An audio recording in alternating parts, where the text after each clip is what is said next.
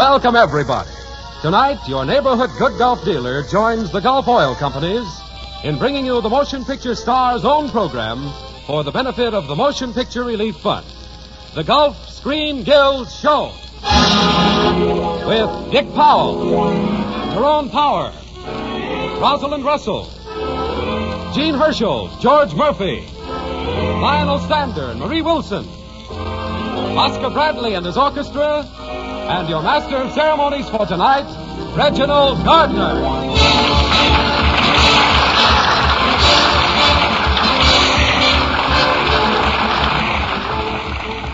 Good evening, ladies and gentlemen, and welcome to the last Screen Guild program for this season. Next week at this time, the Gulf Oil Companies bring you their new summer show, the Gulf Musical Playhouse, starring Jane Froman, Jan Pierce, and the music of Erno Rappé. Tonight, our Screen Guild show is a review. And to start things off, I'd like to introduce to you the man who introduced me on the first of the Gulf Screen Guild shows last January. That very popular young fellow who was your regular master of ceremonies on these Gulf shows until picture assignments demanded his full time, Mr. George Murphy.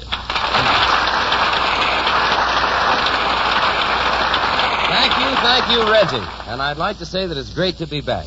You know, George, it's quite a coincidence that we were both on the very first Screen Guild show, and here we are again on the final one. That ought to prove something. Well, it does. What? A criminal always returns to the scene of his crime. Well, you ought to know. Yes, we both ought to know. You remember that imitation you gave of a train arguing with the rails, that thing that went like this, that billabing, billabong, billabing, billabong, No, George. No, you're mixed up. When the train argues with the rails it's running on, it sounds like this. Diddle-a-da, diddle-a-da, diddle-a-dee, diddle-a-da, diddle-a-da. Did you know that? Yes, and then when the other rails, when they cross its tracks, it sounds like this. Diddle-a-da, diddle-a-da, diddle-a-dee, diddle-a-dee, diddle-a-dee. Well, that's right. But it couldn't have been a very good imitation, because in the middle of it, half the audience was sound asleep. On the contrary, it proves how good it was. That train happened to be a Pullman.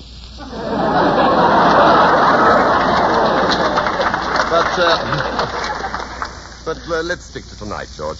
That's a good idea, and we can get right into it now by introducing an old friend of ours. Here he is now, Dick Powell.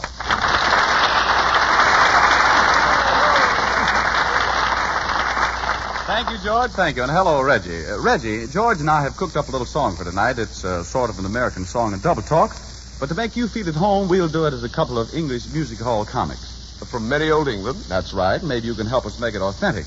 We'd like to do it as if it were coming over the English wireless. Suppose you be the announcer and introduce us, and then we'll come on and do a couple of screamingly funny jokes. How about it? Okay. Are you there, ladies and gentlemen? If you are, you're going to listen to a good act. If you're not, turn the wireless off. It's a frightful waste of electricity. We'll next hear from an act called Powell and Murphy. They've got a couple of devastating jokes and a nippy little ditty to sing for you. And here they are, Powell and Murphy. Hello, George. Hello, Dick. How are you feeling? Oh, I can't kick. Oh, rheumatism, eh? I say, old man, wait for the laugh. Oh, all right. But remember, this is only a half-hour program. Oh, it is. Clever repartee, what? And speaking of rheumatism, where do you come from? From Worcestershire. Worcestershire. How long have you lived there? Since 2 years before it became a song. I say, fellows, why don't you sing? Very good idea, Reggie. Ladies and gentlemen, a new song from America entitled My Sweet Stratovenus in the Gloamin'. Which doesn't mean a blessed thing, really, because it's in something called double talk. Professor, the music, please. Yes. There's a new kind of language in the nation. It's a language beyond translation. Don't ask the meaning, nobody knows. Here's the way this double talk goes. When I meet my cans of France on a soda, if you ate it, a rip, snort, riding to how goes it corner phrase. The moon shines bright on my old Kentucky home, and my sweet Stratovenus in the gloam. And I whisper Franzicans to a girl if ordinary, then she steps so lightly to a really never stare. The moon shines bright, even brighter than before, and my sweet Stratovenus in the gloam. Many's the heart that are wishing tonight, wishing to hear just an echo. You ought to meet McCann's France on a soda if you ate it. And a rip snort riding to how goes a coin of phrase. The moon shines bright on my old Kentucky home, and my sweet Strata Venus in the gloaming.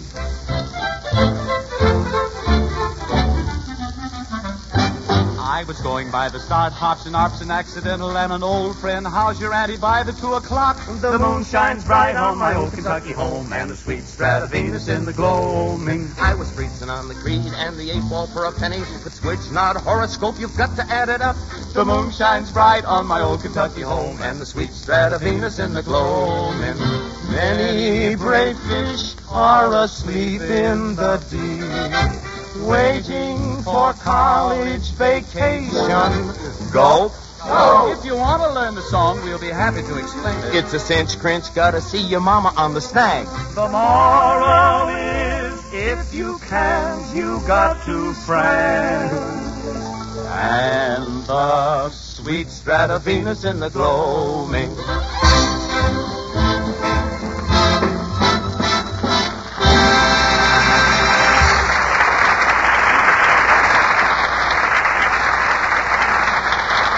Thank you, boys. That was grand. And now, ladies and gentlemen... Oh, by the way, Oscar, I noticed you're conducting the orchestra with your left hand. You're not a lefty. Oh, I injured my right hand yesterday helping my wife pack her 37 trunks for our vacation. 37 trunks? My word. Oh, wait, just a minute. Some of those trunks must be Oscar's, aren't they, Oscar? No, John Conte, they were all hers. Personally, I just travel in a suitcase.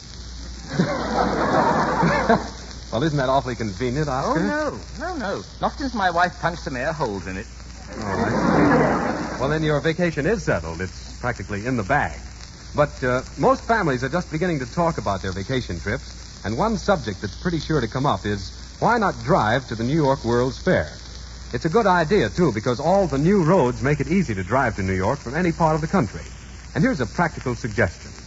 To learn about the best routes to the fair or any other place, just stop at your neighborhood Good Gulf dealers and take advantage of Gulf's free tour guide service.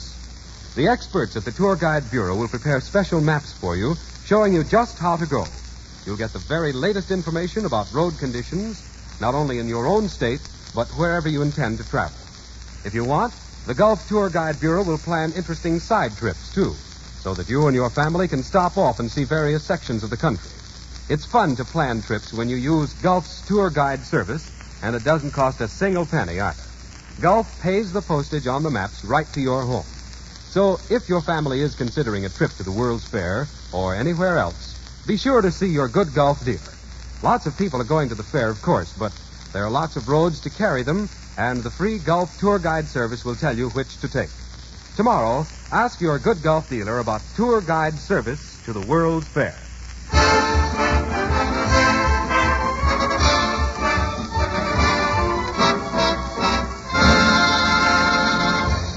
Thank you, John Conte. And now, ladies and gentlemen, you all remember the picture Boy Meets Girl. I take great pleasure in presenting the girl, Marie Wilson.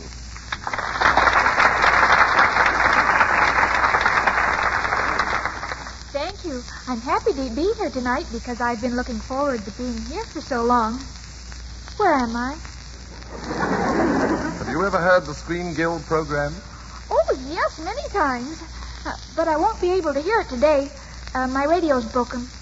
Well, I see, but don't let this be too much of a shock to you, Marie, but you're on the Screen Guild show right now.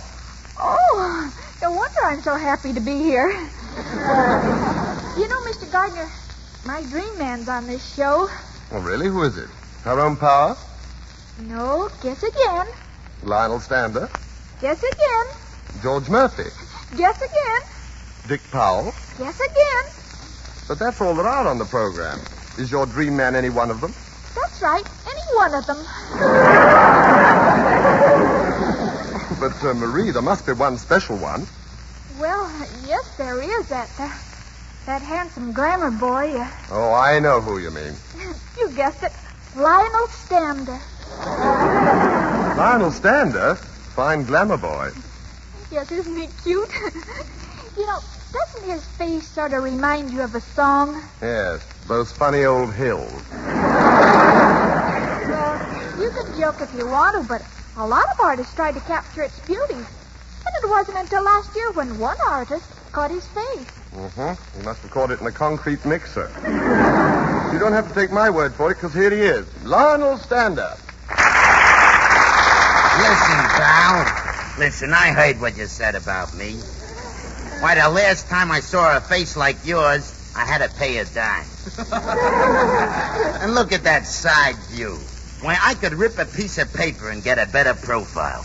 Well, you may not like my face, but let me tell you this, my charming friend. I have something that draws women to me. Ain't it heavy for you to carry around a grappling hook? I hate to stand here and dim you in the glare of my masculine pulchritude.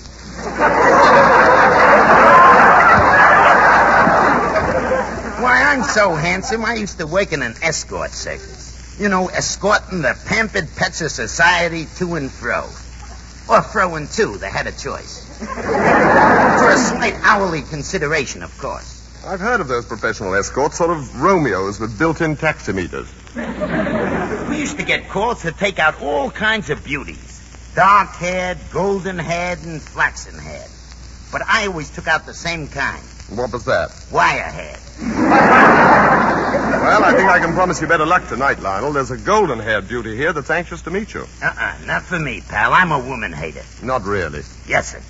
Why, do you know, 15 years ago, I made up my mind to ignore the next woman who made a play for me. And I will, too. Well, that's too bad, Lionel, because here's a little girl who's crazy about you, and she's beautiful, too. Forget it, pal. Beauty in female form don't interest me. Oh, then you'll like me, Mr. Stander. I'm the brainy type.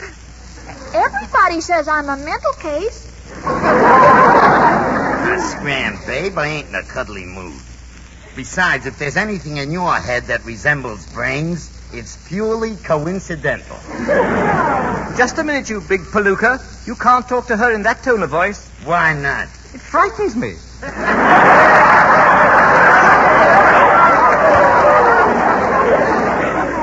Wait a minute. Hey, Reggie, who is this elf?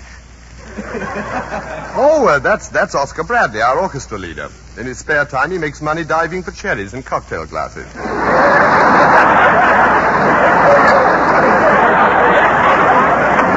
Look here, Oscar, if you ever want to go in a sideshow, I can get you a job as a half man, half nothing. Oh, Mr. Bradley, I want to thank you for coming to my aid. Oh, that's all right, Toots. But I have to play my number now, and I'm going to dedicate it to you. Oh, thank you. Lionel, why can't you be like Oscar? I don't know. Maybe it's because they fed me when I was young. Oh, yes. Mr. Stander, I ought to haul off and give you a dirty look. Oscar, maybe you better haul off and hit the music instead.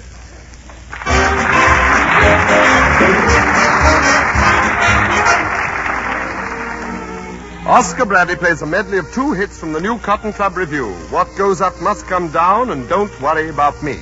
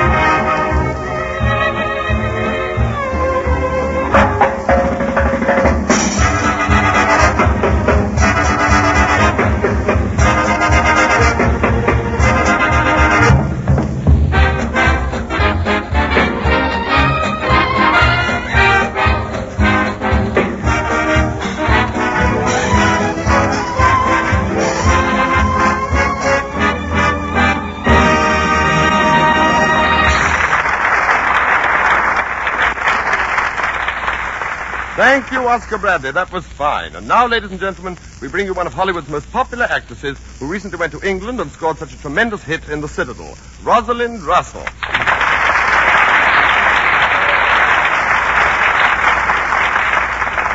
Thank you, Reginald. It's nice being on the show tonight. Thank you, Rosalind, and I hope you had an enjoyable stay while over in England. Did you like London? It's really a beautiful city when the fog lifts. Well, I wouldn't know. I was only there 8 months. Then you know the London fog. Slightly. I left my hotel window open one night, and when I got home, the room was so foggy, I had to go to bed by my sense of touch. It must have been awfully foggy. Oh, it was terrible. But I finally managed to lie down and pull the covers over me. And when I woke up in the morning, I found I was sleeping under the rug. Oh, come now, Rosalind. I think you're exaggerating a bit. No fog is that thick. All I know is I was standing on a street corner one morning, swinging my arms to keep warm, and before I knew it, I swam halfway up the block. I even saw 3 sparrows drown in midair. As they say in California, very unusual. Yes, indeed. Oh, by the way, Reggie, is there an Indian reservation around here? No, Rosalind, I don't think so. Then what is that totem pole doing there? Where? Oh, that's Lionel Stander. Lionel? Oh, Lionel. This is Rosalind Russell. So what?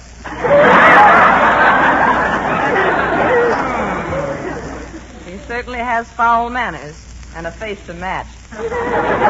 You'll have to forgive him, Rosalind. It seems that Lionel is a woman hater. That's right. I don't have nothing to do with women. Well, from your point of view, it's understandable. From a woman's point of view, it's advisable. Yoo-hoo! Oh, Lionel! Who is that? My public. Oh, Miss Russell, I think he's wonderful. But my mind is so collapsible. You think I'm really in love with him? You must be, dear. I saw you look at him for 2 minutes without flinching. But you've got the wrong attack. When you're in love with a man, you shouldn't let him know it. You should keep him guessing for a long time. Why, you're wonderful, Miss Russell. Tell me, how can I keep Lionel guessing? Ask him how much is 2 and 2.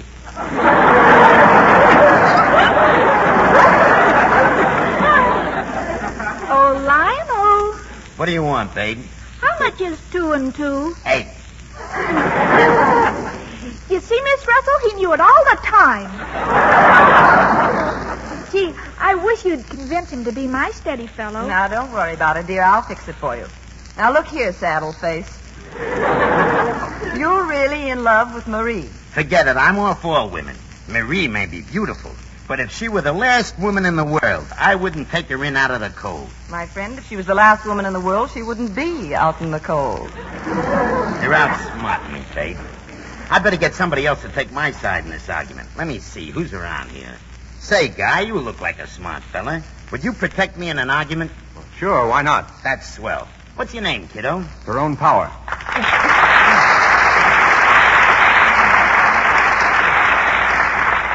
I should have known it was you. Say, Ty, I saw your picture of Jesse James the other night, and I thought it was great. Oh, thanks, Lionel. You know, we had a lot of trouble making that last scene where the bandit snuck up behind me and was supposed to shoot me in the shoulder. That's the part that made me mad. I didn't like it when you got shot in the end. No, neither did I. But it was my own fault for standing up on a chair.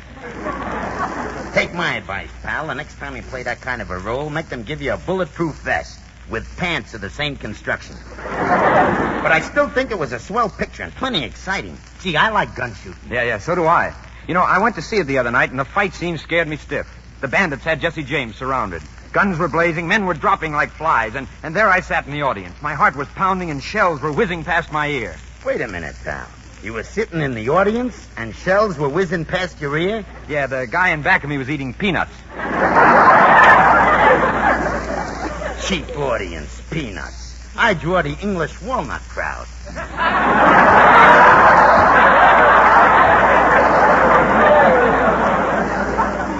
You know, I'm a very romantic character.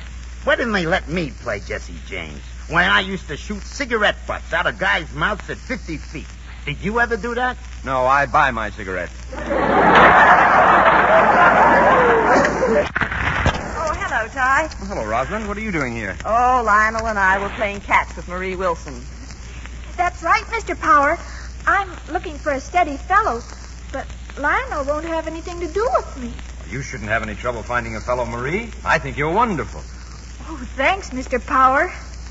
Gee, if you only had Lionel's looks. Hey, pal, get me out of this mess, will you? Do my talking for me and tell her I ain't fit for man or beast. Tell her I'm a bum. Tell her I'm a tramp. You get the idea? Yeah, you want me to brag about you. Will you do it or not? And omit the flea-bitten humorous embellishments. Okay, I'll do it. Now, look, Marie, Lionel isn't your type. Now, just a minute, Ty. I'm representing Marie, so do your talking to me. Okay, Rosalind. Now, look, Marie doesn't want Lionel. Just look at him, that big, ugly, horrible hulk of a man.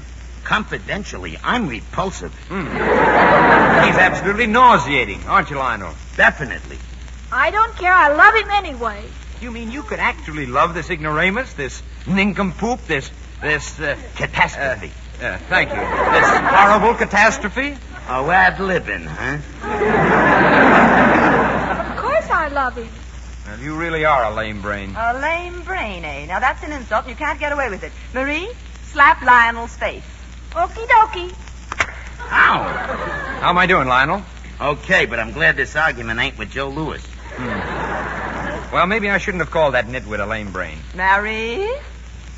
Ow! Well, she is a little on the daffy side. Marie? She kicked me. Marie, why did you kick him? Oh, I just wanted to break the monotony. Well, there's no use killing my client. I take back the insults and apologize. Well, that's different. Marie, kiss Lionel. Now, wait a minute. Control yourself. No, don't. No, wait a minute. Come on, pucker up. How was that, Lionel? Stick to the insults. Nothing doing. I just became convinced that Marie is the only girl in the world for Now, you. wait, you can't No, do wait. that. Don't interrupt. I'm responsible for everything you do. No, Rosalind. When I look into your eyes, I can feel Lionel's pulse beating faster for Marie. Ah, Tyrone. When you talk like that, I get an insane desire to take Lionel into Marie's arms and kiss him with all her heart. The time has come for the culmination of our great love. Rosalind, will Marie marry Lionel? What a pal. If I was sure they'd bury him, I'd kill myself. Gee, this is the first time I've ever been proposed to. I wonder if I'll accept. Well, Rosalind? It's a very serious problem for Marie, and I must take time to think it over. She accepts. Miss Russell, I have a surprise for you. I'm engaged.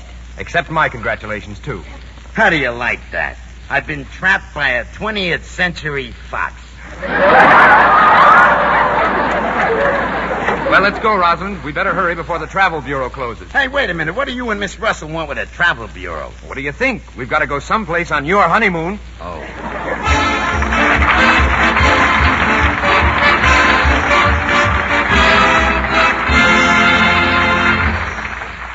In just a moment, Dick Powell will return to sing again for us. But right now, ladies and gentlemen, it is a great honor for me to present the president of the Motion Picture Relief Fund, Mr. Gene Herschel.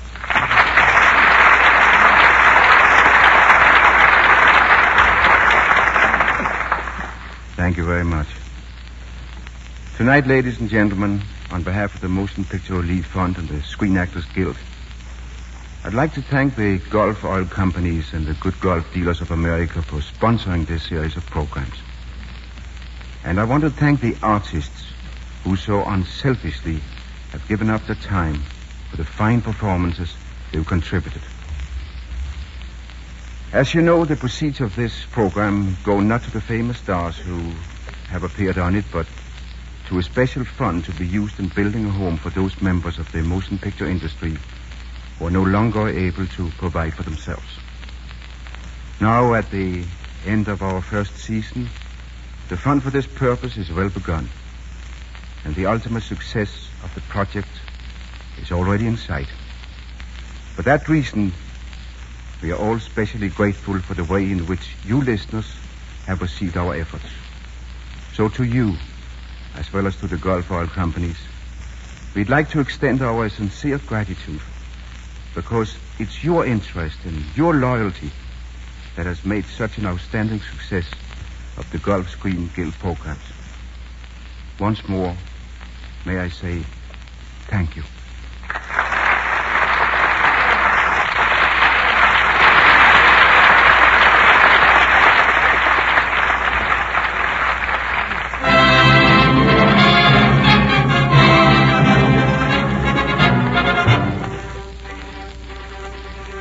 Thank you, Gene Hersholt. And now, ladies and gentlemen, Dick Powell, assisted by the Gulf Quartet and Oscar Bradley's orchestra, brings us a special arrangement of Begin the Begin.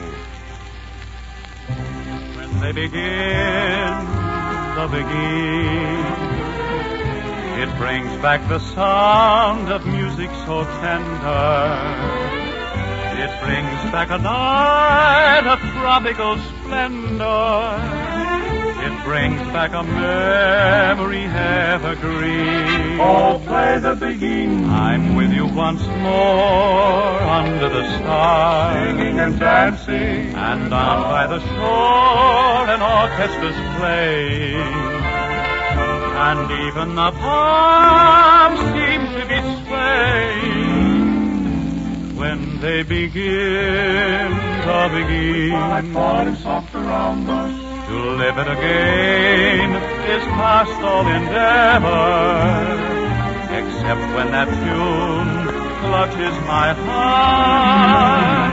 And there we are, swearing to love forever, and promising never, never to part. What moments divine, what rapture serene, till clouds came along to disperse the joys we had tasted. And now when I hear people curse the chance that was wasted, I know but too well what they mean. So don't let the begin. Let the love that was once a fire remain an ember. Let it sleep like the dead desire I only remember. When they begin, oh yes, let them begin, let them pray, till the stars of the day before return above you, till you whisper to me once more, darling, I love you, and we suddenly know what heaven we're in. When they begin the begin. When they begin the begin. When they begin the begin.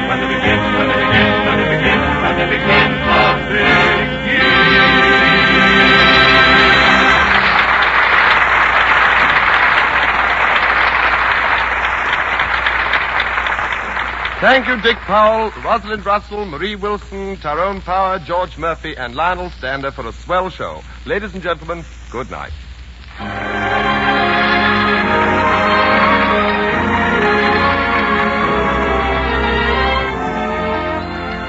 Don't forget, next week, same time, same station, the good Gulf dealer in your neighborhood joins the Gulf Oil Companies in bringing you a new program, the Gulf Musical Playhouse, starring Jane Froman, Jan Pierce, and the music of Erno Rappé.